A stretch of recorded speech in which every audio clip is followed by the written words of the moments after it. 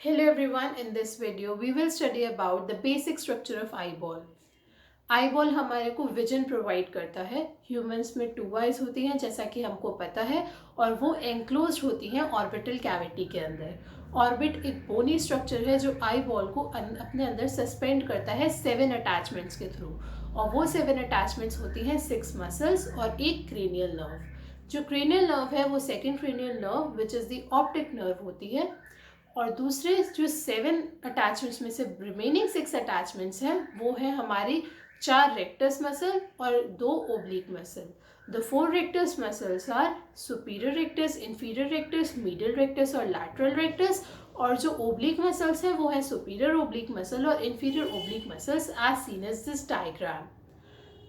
Now we must know the shape of the eyeball. Eyeball की shape वैसे तो oblate स्फीरॉइड shape होती है अगर हम प्रिसाइजली बोलें, बट अगर लेमन टर्म में हम यूज़ करेंगे तो हम कहेंगे आई बॉल की शेप ग्लोब शेप्ड स्ट्रक्चर है जिसमें बहुत सारा प्रेशर फील्ड है। और जैसे ग्लोब के 2 पोल्स होते हैं, नॉर्थ पोल और साउथ पोल, उसी तरह से आई बॉल के भी 2 पोल्स होते हैं, एंटीरियर पोल और posterior pole. Anterior pole is the point जहाँ पे आई बॉल की मैक्सिमम कन्वेक्सिटी यानी कर्व होती है, और posterior pole is the point जहाँ पोस्टीरियरली आई बॉल का मैक्सिमम कन्वेक्स या कर्व होता है। Then we have the equatorial plane. जिस तरह से एक ग्लोब में इक्वेटर होता है उसी तरह से एंटीरियर पोल और पोस्टीरियर पोल के बीच में एक इक्वेटोरियल प्लेन होता है आई बॉल में। Now the dimensions of eyeball. Eye ball के कुछ डायमेंशंस हैं जो इम्पॉर्टेंटली हमें याद होने चाहिए। First is the antero posterior diameter, जो कि लॉन्गेस्ट डायमीटर होता है आई बॉल का। एंटीरो पोस्टीरियर डायमीटर की लेंथ 24 मिलीमीटर्स होती है। Then is the horizontal diameter which is 23.5 millimetre. उसके बाद आता है हमारा वर्टिकल डायमीटर जिसकी लेंथ होती है 23 मिलीमीटर्स। ध्यान रखने की बात यह है कि एंटीरो पोस्टीरियर डायमीटर के बाद अगर हम 0.5 मिलीमीटर लेस करते जाएंगे तो हमें हॉरिजॉन्टल और वर्टिकल डायमीटर की लेंथ मिल जाएगी। Then we have its circumference, मतलब उसकी बाउंड्री कितने मिलीमीटर्स की होती है, जो कि है 75 millimetres. Now we must know उसकी वॉल्यूम क्या है। उस आई बॉल की वॉल्यूम होती है 6.5 मिलीलीटर्स और आई बॉल का वेट होता है 7 grams. Coming on to the coats of eyeball. Eyeball की 3 कवरिंग या 3 कोट्स होते हैं जिनसे आई बॉल बनती है। पहला होता है आउटर फाइब्रस कोट, दूसरा होता है मिडल वैस्कुलर कोट और तीसरा होता है इनर नर्वस कोट। जो आउटर फाइब्रस कोट होता है वो फाइब्रस टिश्यू से बनता है जिसमें हम इंक्लूड करते हैं कॉर्निया और स्क्लेरा को। कॉर्निया होता है anterior 1/6 portion of the outer coat of eyeball, और स्क्लेरा होता है पोस्टीरियर और remaining 5/6 portion of the eyeball. जो कॉर्निया होता है वो क्लियर ट्रांसपेरेंट स्ट्रक्चर होता है जिसके थ्रू हम आँख के अंदर भी देख सकते हैं और जो लाइट को एंटर करवाता है इनसाइड द आई। कॉर्निया के चारों की बाउंड्री को हम लिम्बस कहते हैं जिसके थ्रू स्क्लेरा अटैच होती है, और we can say that limbus is the junction between the cornea and the sclera. Limbus पे ही कंजक्टाइवा अटैच होती है। हमें कंजक्टाइवा को आउटर फाइब्रस कोट से कंफ्यूज नहीं करना है क्योंकि कंजक्टाइवा एक सिंपल थिन और ट्रांसलूसेंट मेम्ब्रेन है जो आई की सिर्फ एंटीरियर साइड पे प्रेजेंट होती है, आईलिड से लेकर दूसरी आईलिड तक। और कंजक्टाइवा कभी भी कॉर्निया को ओवरलैप नहीं करती है, वो स्क्लेरा को ओवरलैप करती है सिर्फ उस पोर्शन तक जहां तक का बाहर विजिबल होता है। अंदर की साइड वो स्क्लेरा को ओवरलैप नहीं करती है। So after this first outer fibrous coat, now let's move on to the middle vascular coat. Middle vascular coat को हम यूवियल टिश्यू भी कहते हैं जिसके 3 मेन पार्ट्स हैं। पहला है disc shape structure known as iris.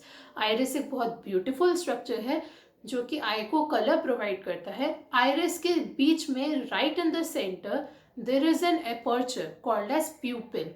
प्यूपिल regulate करता है amount of light entering inside the eye. जो हमारा प्यूपिल होता है वो कॉन्ट्रैक्ट और डायलेट करके लाइट को कम ज़्यादा कर सकता है। आइरिस अपनी बाउंड्रीज पे अटैच होता है सीलियरी बॉडी से पोस्टीरियर साइड की तरफ। तो जो हमारी सीलियरी बॉडीज होती हैं वो मेन काम 2 काम करती हैं। पहला तो वो अपनी सीलियरी मसल्स के थ्रू लेंस को आई के अंदर सस्पेंड कर देती हैं और कॉन्वेक्स क्रिस्टलिन लेंस को एनक्लोज करती हैं जिससे वो कॉन्ट्रैक्ट और रिलैक्स करके इमेज अकॉर्डिंगली फॉर्म कर सके रेटिना पर। और दूसरा काम होता है जो लेंस के आगे वाला पार्ट होता है सिलियरी बॉडीज का, वो प्रोड्यूस करता है aqueous humour. Aqueous humour eye ball के अंदर प्रेशर मेंटेन करने के लिए होता है। लेंस के बाद हम आ जाते हैं कोरॉइड पे। आइरिस, सिलियरी बॉडी, अब आते हैं हम कोरॉइड पे। कोरॉइड जो पोर्शन है वो है highly vascularized structure of the uveal tissue, यानी कि उसमें बहुत सारी ब्लड वेसल्स हैं और इसीलिए मैक्सिमम न्यूट्रिशन जो है आई बॉल का वो कोरॉइड ही प्रोवाइड करता है। कोरॉइड आउटर साइड पे लाइंड है स्क्लेरा से और इनर साइड पे लाइंड है इनर नर्वस कोट से। Now we have the third coat known as inner nervous coat. Inner nervous coat includes the retina. Retina में बहुत सारे न्यूरॉन्स और नर्व सेल्स होते हैं, रॉड्स एंड कोन्स होते हैं जो डे और नाइट लाइट विजन देते हैं। रेटिना से ही हमारी ऑप्टिक नर्व अटैच होती है और यहीं पे ही इमेज फॉर्म होकर सिग्नल ब्रेन तक जाता है। So these were the coats of eyeball. Now we must know about the segments of eye. अगर हम आई के डायग्राम को रफली देखेंगे तो हमें पता चलेगा जो हमारा लेंस है, कॉन्वेक्स क्रिस्टलीन लेंस है, वो आई को दो पार्ट्स में डिवाइड कर रहा है। एक लेंस के आगे वाला एंटीरियर पार्ट और एक लेंस के पीछे वाला पोस्टीरियर पार्ट। जो लेंस के आगे वाला एंटीरियर पार्ट है उसको हम कहेंगे एंटीरियर सेगमेंट और पीछे वाले को कहेंगे पोस्टीरियर सेगमेंट। जो हमारा पोस्टीरियर सेगमेंट होगा उसमें क्लियर जेल लाइक लिक्विड भरा हुआ होगा जिसको हम विट्रस कहेंगे। विट्रस अगर एक बार प्रोड्यूस हो जाता है तो दोबारा प्रोड्यूस नहीं हो सकता है।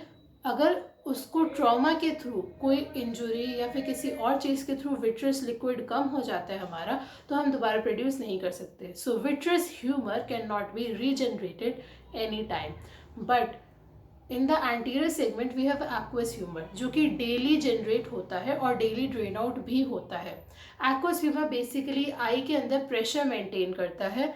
एक्वस ह्यूमर होता है in the whole anterior segment of the eye और इस एंटीरियर सेगमेंट के दो पार्ट्स होते हैं। एक तो होता है एंटीरियर चैम्बर और दूसरा होता है पोस्टीरियर चैम्बर। जो एंटीरियर चैम्बर होता है वो लाई करता है आइरिस से लेकर हमारे कॉर्निया तक का पोर्शन, और जो पोस्टीरियर चैम्बर होता है वो लाई करता है आइरिस से लेकर हमारी सीलियरी बॉडी और लेंस तक का पोर्शन, यानी कि iris is the mid plane between the anterior and posterior chamber.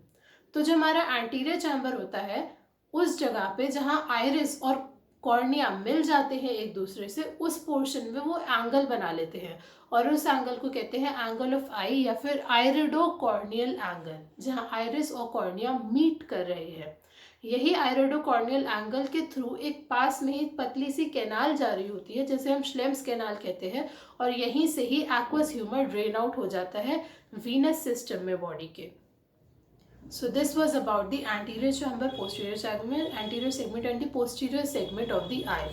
और एक और बात, जो हमारा एक्वस ह्यूमर होता है उसमें बहुत सारे न्यूट्रिएंट्स भी होते हैं, ग्लूकोज भी होता है, क्योंकि कॉर्निया ट्रांसपेरेंट और एवास्कुलर स्ट्रक्चर है और कॉर्निया में हम ब्लड वेसल्स नहीं लेकर आ सकते क्योंकि फिर वो ट्रांसपेरेंट नहीं रहेगा। इसी वजह से एक्वस ह्यूमर से कॉर्निया को न्यूट्रिएंट्स मिलते रहते हैं। Coming on to the visual pathway, हमारी विजन डेवलप कैसे होती है, हमें सिग्नल कैसे मिलता है कि हम जो देख रहे हैं वही हमें देखना है। सो विजन पाथवे वो होता है जो ऑप्टिक नर्व से लेकर हमारे ब्रेन तक पहुंचता है, जैसा कि इस पर्पल कलर के डायग्राम में आप देख रहे हैं।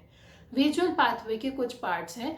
पहले तो रेटिना पे इमेज फॉर्म होगी, ऑप्टिक डिस्क सिग्नल लेके ऑप्टिक नर्व को देगी, ऑप्टिक नर्व कन्वर्ट हो जाएगी आगे चल के इनटू फ्लैट न्यूरॉन के बंडल्स में।